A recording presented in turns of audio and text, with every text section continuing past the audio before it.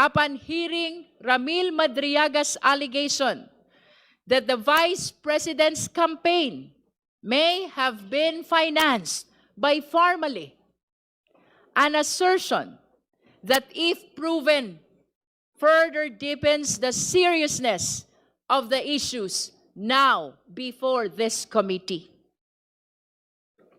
Third, and with the help of Congressman Joel Chua, we have adopted the records from the Committee on Good Government and Public Accountability, the testimonies of various resource persons regarding the envelopes and the questionable receipts and other statements given in that legislative inquiry are now officially part of this impeachment process.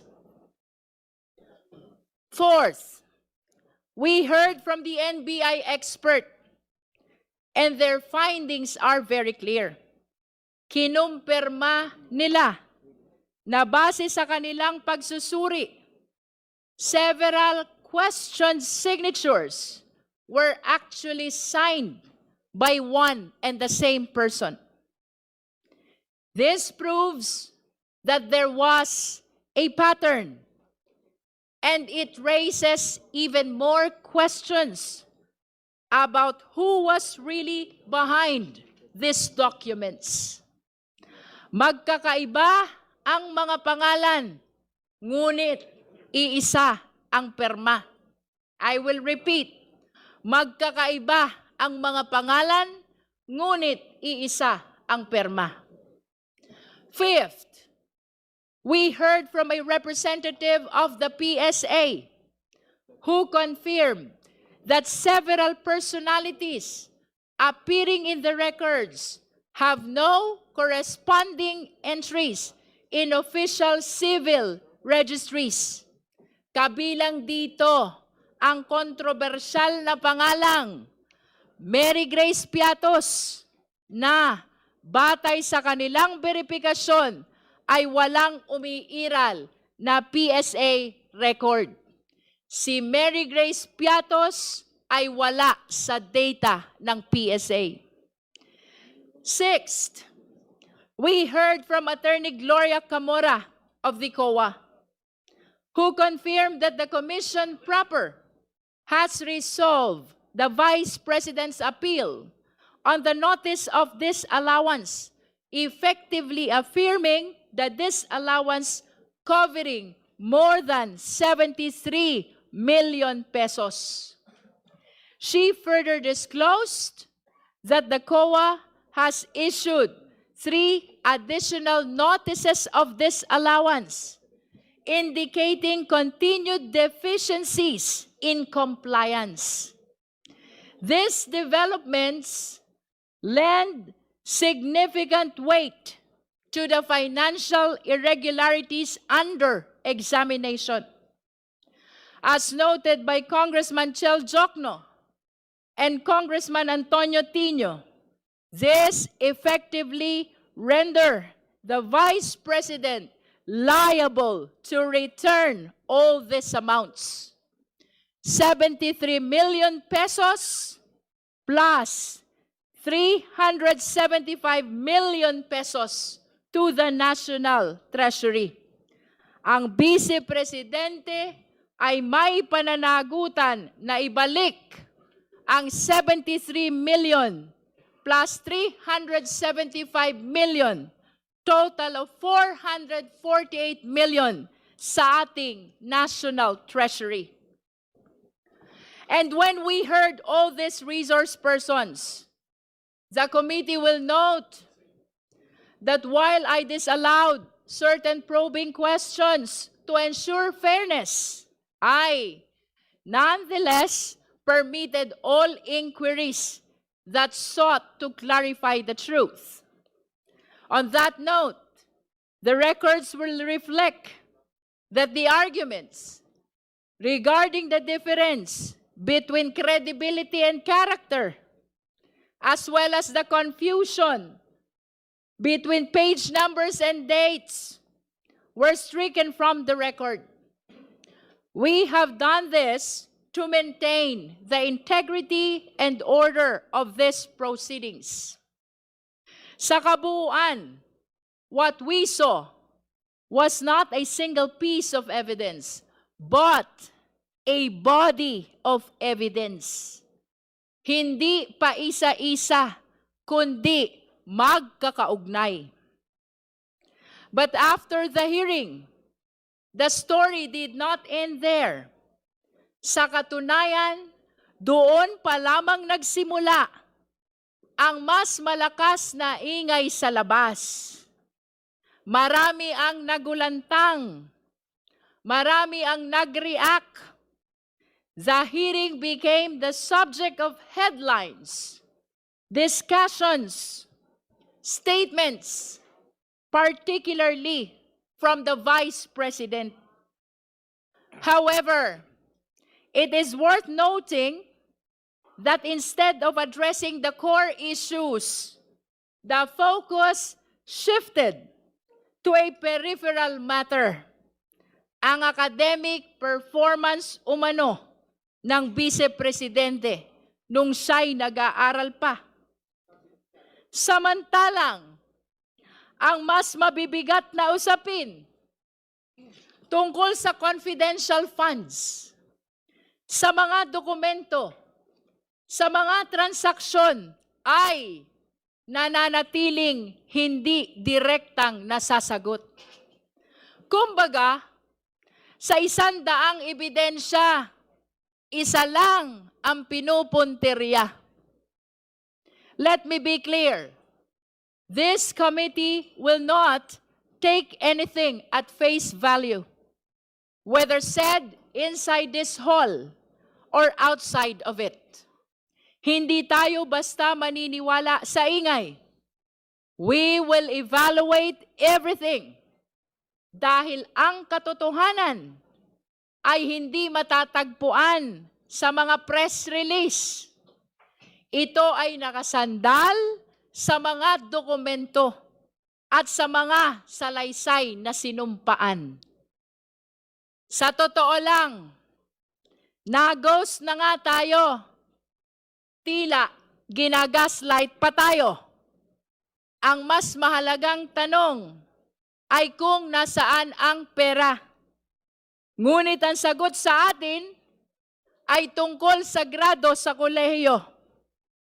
And the worst part, this explanation is not being made here, but everywhere else. Ang gusto natin ay testimonya sa ilalim ng sumpa. Pero ang ibinibigay sa atin, press release at content sa social media.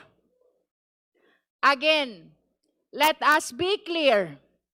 Hindi tayo basta maniniwala.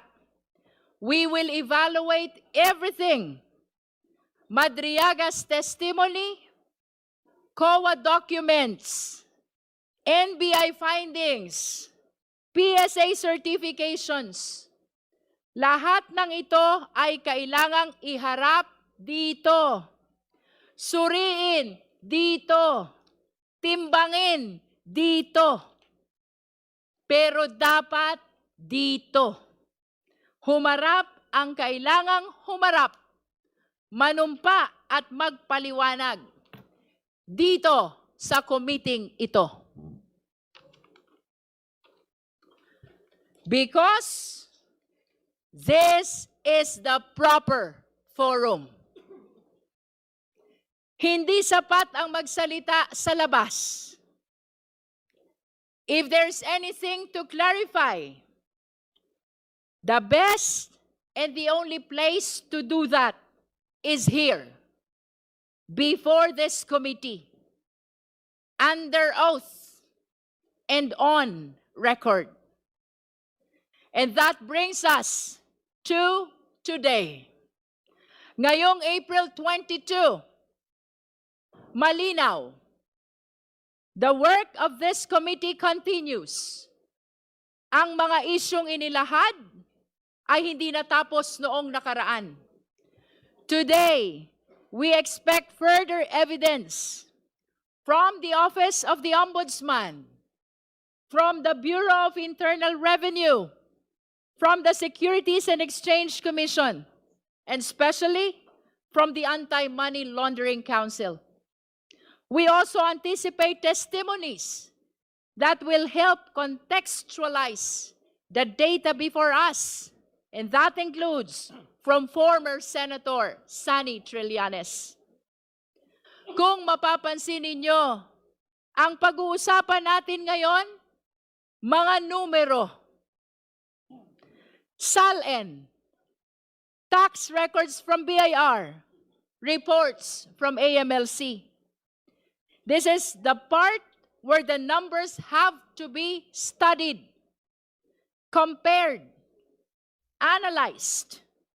And numbers, take note, unlike people, numbers do not have motives. Numbers do not lie. Again, numbers do not lie. At dito po, nagiging mas mabigat ang usapan. Because when we speak of numbers, we are no longer dealing with opinion, spin, or even narrative. We are confronting cold, unyielding facts. Hindi ito napapakiusapan.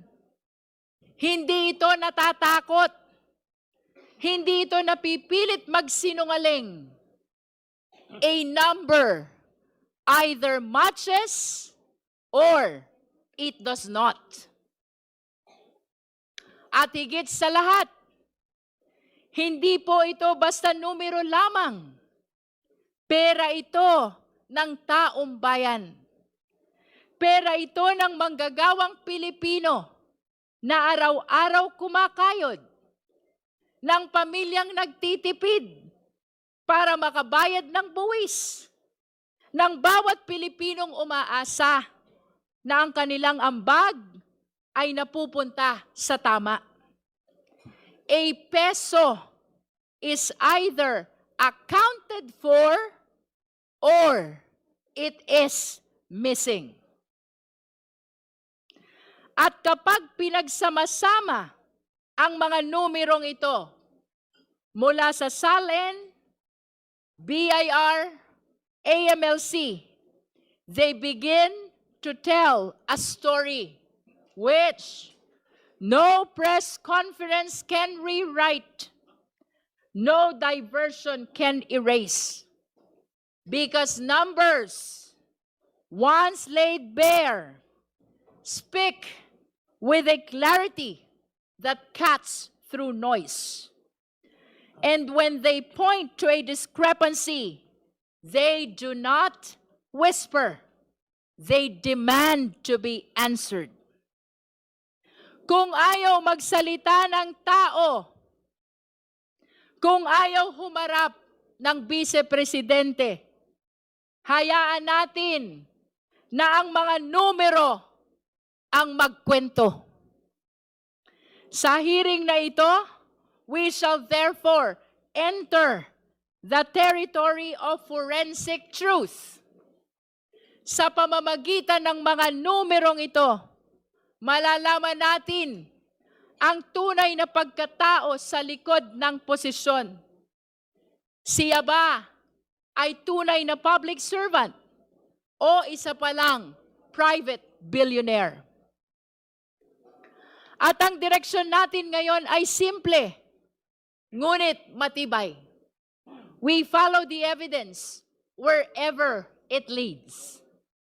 Hindi tayo magpapadala sa ingay. Hindi tayo lilihis sa proseso. Ang ating sandigan ay ang konstitusyon at ang ating layunin ay ang katotohanan. Because in the end, ang tanong ay hindi kung sino ang pinakamalakas ang boses. Hindi kung sino ang pinakamaingay sa labas, kundi kung saan tayo itinuturo ng ebidensya. As we see it now, the chair right before us, it remains empty. At tila, sanay na po tayo sa tanawing iyan. Ngunit kahit bakante ang upuang iyan, even if that chair remains empty, this room is full of the people's questions. Napakaraming tanong. Mga tanong na sa kabila ng pag-iwas, hindi mawawala. Sa kabila ng pananahimik, hindi maglalaho. Mga tanong na kailanman ay hindi kayang takasan ng bakanteng upuan. Not today. Not anymore. Let the evidence speak. Let the numbers testify. Let the chips fall where they may be. Let us finally resume this hearing. With that, this committee shall proceed.